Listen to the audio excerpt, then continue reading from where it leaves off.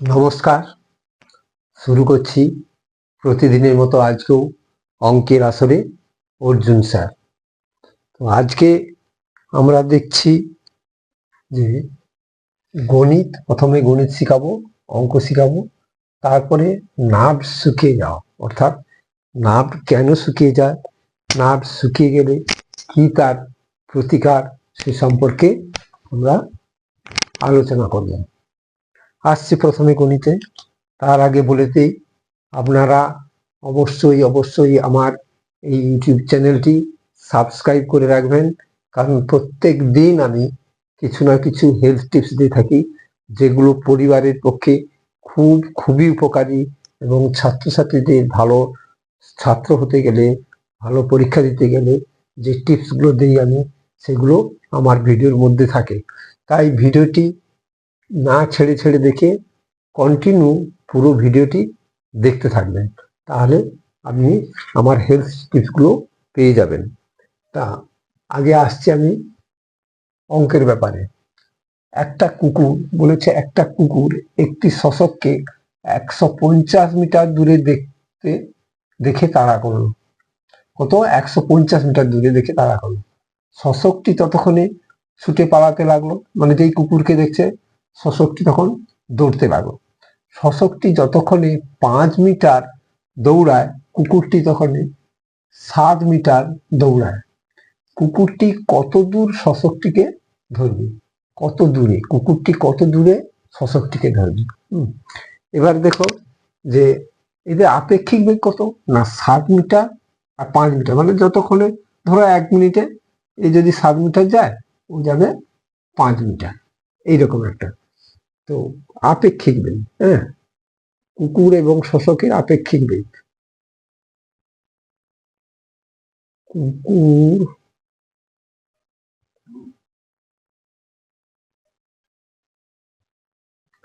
এবং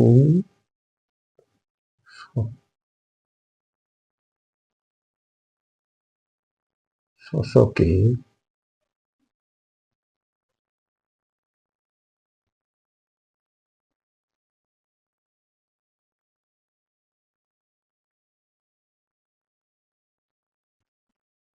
আপেক্ষিক বেগ।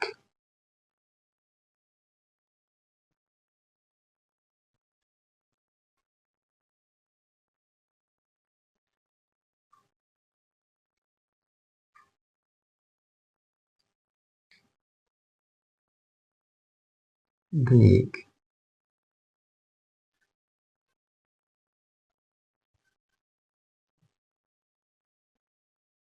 কত? 7 মিটার গুণিত 5 সমান 2 মিনিট। তাহলে আপেক্ষিক কত? 2 মিটার।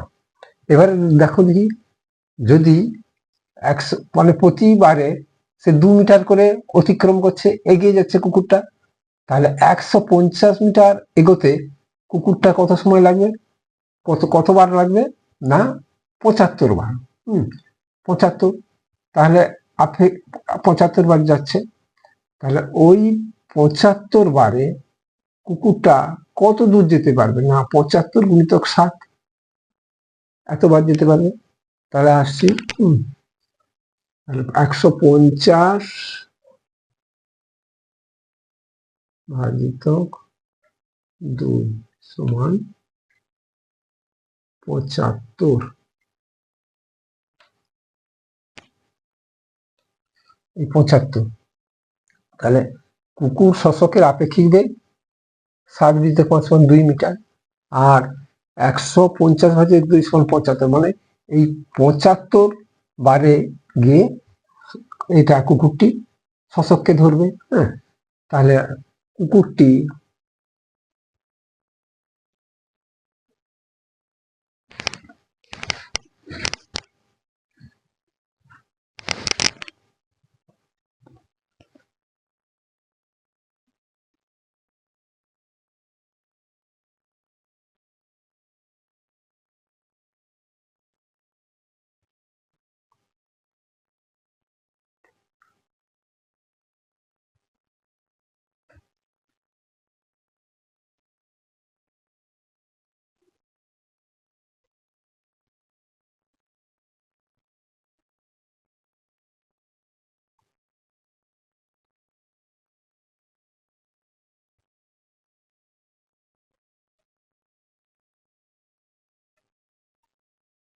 75 × 7 সমান 7 × 5 5 হাতে হলো 3 7 7 49 3 52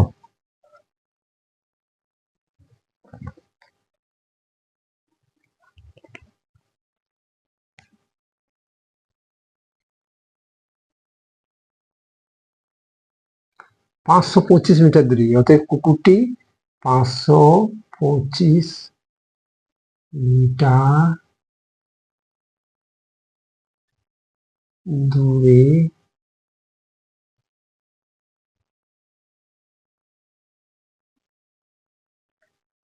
দিয়ে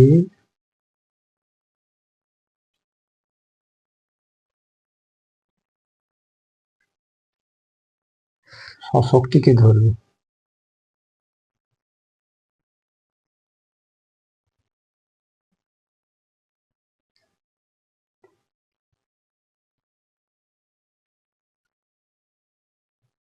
শোষকটিকে ধরবে।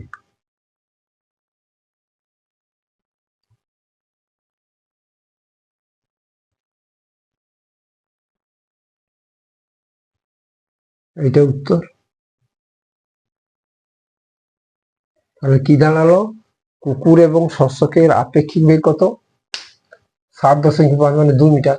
অর্থাৎ প্রতিবারে কুকুরটি 2 মিটার করে এগিয়ে যাচ্ছে। তাহলে এরকম কতবার এই 150 মিটার দূর অতিক্রম করতে তাকে কতবার সময় নিতে হবে? না 150 ভাজিত 2 সমান 75 বার দিতে হচ্ছে। তাহলে একবারে 75 বারে একবারে কুকুরটা কত যাচ্ছে? 7 মিটার। তাহলে কুকুরটি 75 × 7 সমান 525 মিটার দূরে গিয়ে শস্যটিকে ধরবে। এটাই উত্তর। এবারে আমরা আসছি নার্ভের বিষয়ে। নার্ভটা কি? না আমাদের মস্তিষ্ক থেকে অনেক সরু সরু সুতোর মতো অঙ্গ পুরো শরীরে কোটি কোটি অংশ ছড়িয়ে পড়েছে। এই সুতোর অংশগুলোকে বলা হয় নার্ভের নার্ভ। এই নার্ভের দ্বারা কি হয়? আমরা সমস্ত স্নায়ু, যেমন ইলেকট্রিক এক জায়গা থাকতে অন্য জায়গায় সেন্স বয়ে নিয়ে যায়, গিয়ে আলো জ্বালায়, সেই রকম আমাদের নার্ভও মস্তিষ্ক থেকে বা শরীরের সমস্ত অঙ্গে অনুভূতিটা নার্ভে গিয়ে পৌঁছে দেয়। নার্ভ তখন নির্দেশ দেয় কোথায় কি করতে হবে। ধরো একটা মশা বসেছে হাতে, সেক্ষেত্রে কি করে? মশা যখনই বসলো ওখানকার নার্ভ মস্তিষ্কে পাঠিয়ে দিল, যে এখানে একটা মশা আক্রমণ করছে। তখন এই মস্তিষ্ক বলল যে ওইটাকে মেরে দাও। তখন মস্তিষ্ক ওই হাতকে চালনা করেই মশাটাকে মারতে সাহায্য করে। এই হচ্ছে গিয়ে নার্ভের কাজ। তো এই নার্ভটা শুকিয়ে যায় কেন? অনেক সময় বয়সকালে কি হয় না, এই যে নিউরন হয়, নিউরন থাকে, মানে এই নার্ভের কোষকে নিউরন বলা হয়। তাহলে প্রতিটি নার্ভের কোষের উপরে একটা আবরণ থাকে, যেটা নার্ভ কোষটাকে করে কি বলে সুরক্ষিত রাখে। তো এই আবরণটা বয়সকালে একটু শক্ত হয়ে যায় এবং এর কাজটা, নার্ভের কাজটা তখন একটু কমে আসে। তো সেই সমস্যা দূর করার জন্য আমরা কি করতে পারি? আর এর কারণটা কি? কারণটা ভিটামিন মিনারেল ইত্যাদি কমে যায় শরীরে। যখন ভিটামিন মিনারেল শরীরে কমে যায় তখন অটোমেটিক্যালি খাদ্যের অভাবে, এটা তো একটা কোষ, এরও খাদ্য দরকার, এই খাদ্যের অভাবে নার্ভটা দুর্বল হতে থাকে, শুকিয়ে যেতে থাকে। এছাড়াও দেখা যায় যাদের অতিরিক্ত সুগার আছে, ইউরিক অ্যাসিড আছে, এইসব জিনিসগুলো থাকলে, বা কোলেস্টেরল আছে, এগুলো থাকলে কি হয়? ব্লাডের মানে রক্তের ঘনত্ব বেশি হয়ে যায়, রক্তটা বেশি মোটা হয়ে যায়। মোটা হয়ে গিয়ে তখন কি হয় না, ওই সূক্ষ্ম সূক্ষ্ম কোষে খাদ্য রক্তের মাধ্যমে পৌঁছতে পারে না। তখন সংবহন তন্ত্র, রক্তের যে সংবহন তন্ত্র, সেটা ব্যাঘাত ঘটায়। এই খাদ্যকণিকা কোষে না পৌঁছানোর জন্য তখন আমাদের নার্ভ শুকোতে থাকে। এই শুকোনো বন্ধ করতে গেলে কি করতে হবে? স্বভাবতই আমাদের কি করতে হবে না, এই ভিটামিন যুক্ত খাবার খেতে হবে। আর এটা দেখা যায়, বুঝবো কি করে এই যে নার্ভ শুকিয়ে যাচ্ছে? আমাদের শরীরে কি সিমটম থাকে যে বুঝবো নার্ভটা শুকিয়ে যাচ্ছে? তো দেখবেন না, হাত পা ঝিনঝিন করে। ঘুম থেকে উঠছেন, হাত পা ঝিনঝিন করছে, হাত পা ঠিক মতো নাড়তে পারছে না, রাস্তায় চলতে গেলে চলার সমস্যা, লোকে দেখবেন অনেকে ধীরে ধীরে চলে, অনেকেই ফুলে যায়, এগুলোও দেখা যায়। তো এই সমস্যাগুলো বয়সকালেও হয় যেমন, আবার অনেক সময় দেখা যায় যে কেউ হয়তো ভারী কাজ করছেন অনেক দিন ধরে, যারা মোটে লোক তারা প্রচুর ভারী ভারী বোঝা বয়, বা হঠাৎ করে কোথাও একটা আঘাত লেগেছে, সেক্ষেত্রে নার্ভ ড্যামেজ হতে পারে। এই সব কারণে নার্ভ আমাদের শুকিয়ে যেতে পারে। আর প্রতিকার হিসাবে আমি বলতে পারি যে ভিটামিন যুক্ত খাবার খেতে হবে। ভিটামিন B12 এই নার্ভের পক্ষে খুব উপকার। তিসি বীজ, তিসি বীজ যাকে আমরা ফ্ল্যাক্সিড বলি, তো এই ফ্ল্যাক্সিডটা নার্ভের শক্তি ফিরিয়ে আনে। এই ফ্ল্যাক্সিডকে আমরা চাইবো সবসময় একটু ভেজে গুঁড়া করে রেখে দেবো। সেই গুঁড়া ফ্ল্যাক্সিড আমরা কি করব না, একটু দুধের সঙ্গে গুলিয়ে খেতে পারি। এছাড়া আছে ফলিক অ্যাসিড, ভিটামিন V9 যার মধ্যে আছে, ভিটামিন 9, হ্যাঁ, B9 যেটা আছে, তো সেটাও আমাদের নার্ভের পক্ষে খুব ভালো, নার্ভের শক্তি ফিরিয়ে আনতে সাহায্য করে। এই ফ্ল্যাক্সিডকে ভেজে আমরা খেতে পারি, খেলে আমাদের হবে।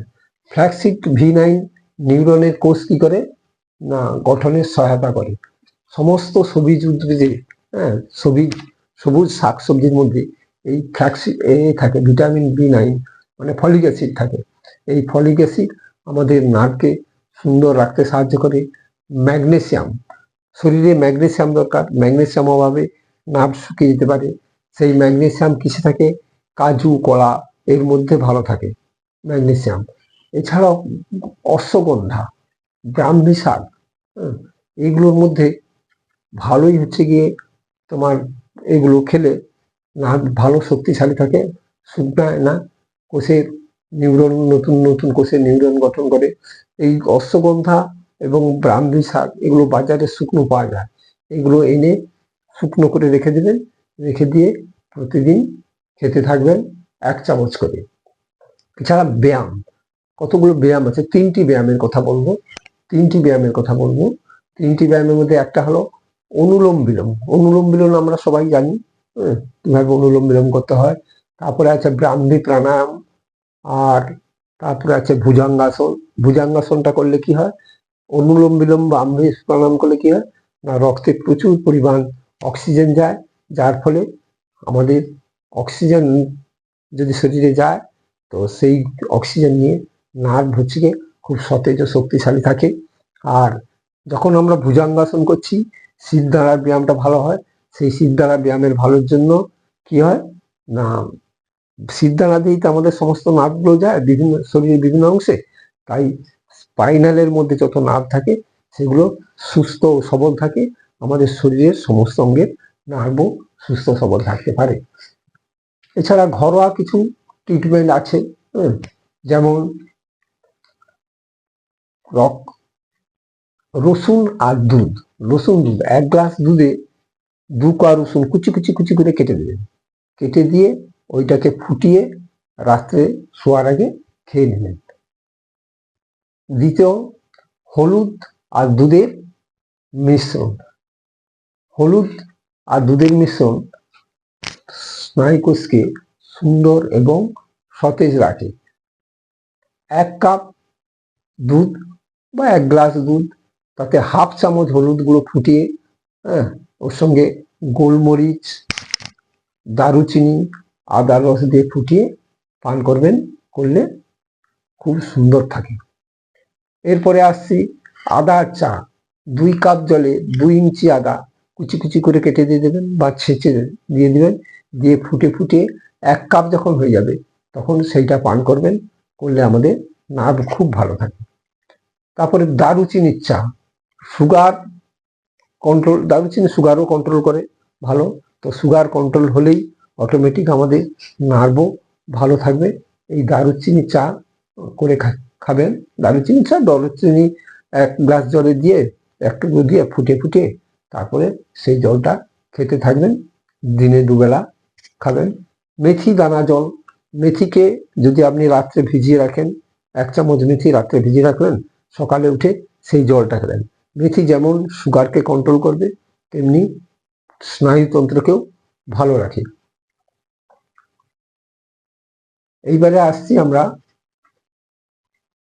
কিছু হোমিওপ্যাথি ওষুধ। হোমিওপ্যাথি ওষুধ সম্পর্কে আমরা কিছু আসছি। প্রথম হোমিওপ্যাথি ওষুধ হচ্ছে গিয়ে কোস্টিকাম 30 লিখতে হবে, কোস্টিকাম 30।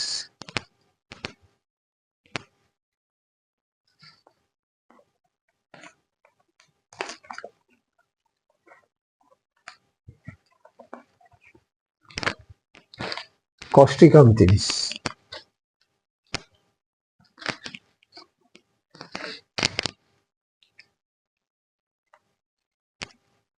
1 নম্বর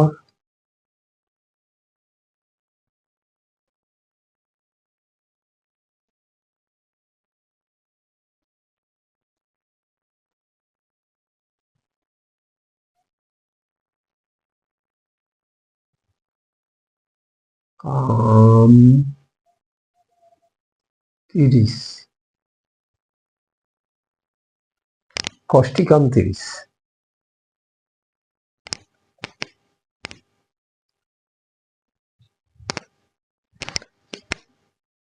কোস্টিকাম 30 কি হয়?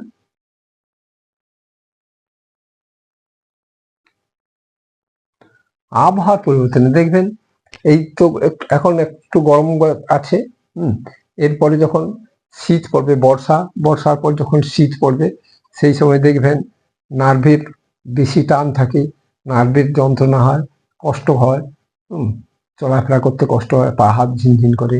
সেই ক্ষেত্রে কোস্টিকাম 30টা আপনারা 3 ফোঁটা করে সারাদিনে 3 বার খাবেন। কোস্টিকাম 30 3 ফোঁটা করে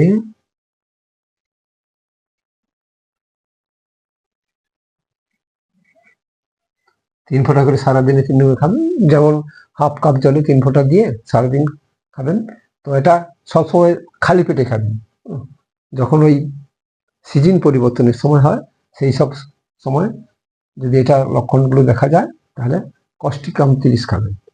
2 নম্বর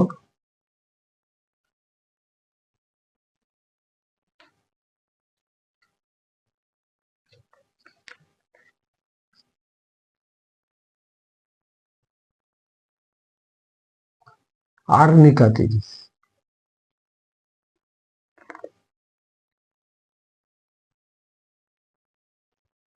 আর্নিকা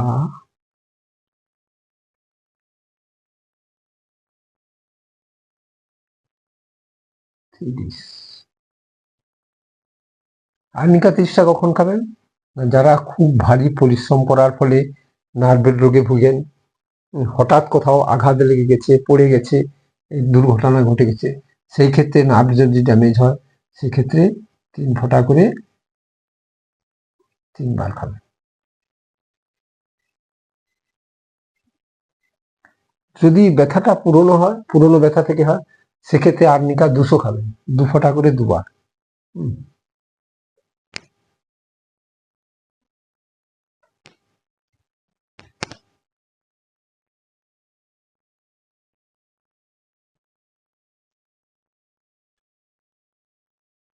ক্যালিফস, এটা একটা বায়োকেমিক্স ওষুধ।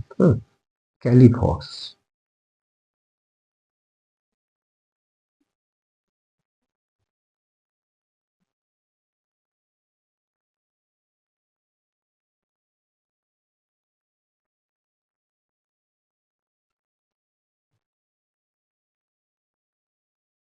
ক্যালিফস 6x।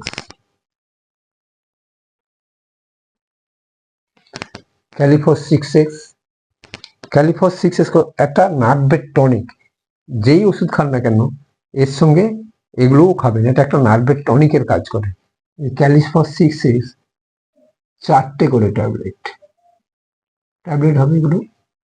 সারাদিনে 3 বার খাবেন।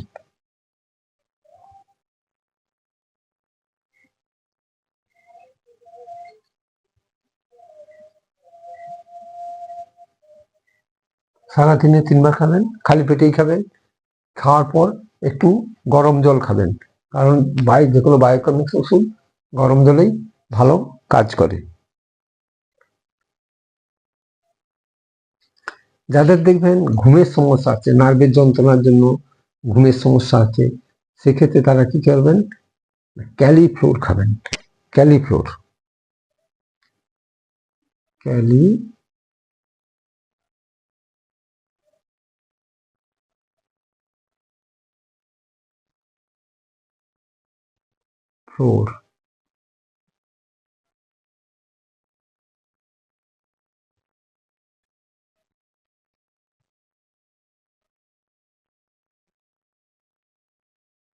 0 পাওয়ার থিটা 0 পোটেন্সি। এটা কি করবেন না, এটা যেহেতু এটা 0 পোটেন্সি, এটা বেশি করে খাবেন। 10 ফোঁটা করে সারাদিনে 3 বার খাবেন। 10 ফোঁটা করে সারাদিনে 3 বার খাবেন। 10 ফোঁটা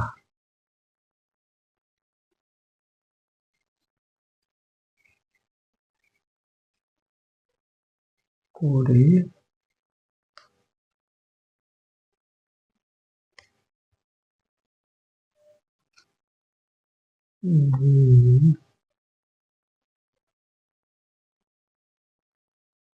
তিনবার খাবেন।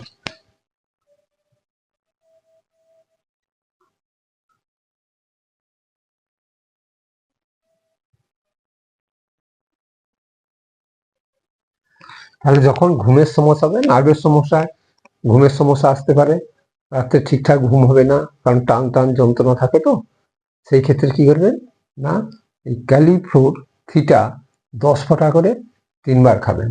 এই হলো আমাদের হোমিওপ্যাথি ট্রিটমেন্টের কথা। আর ঘরোয়া ট্রিটমেন্টও বললাম।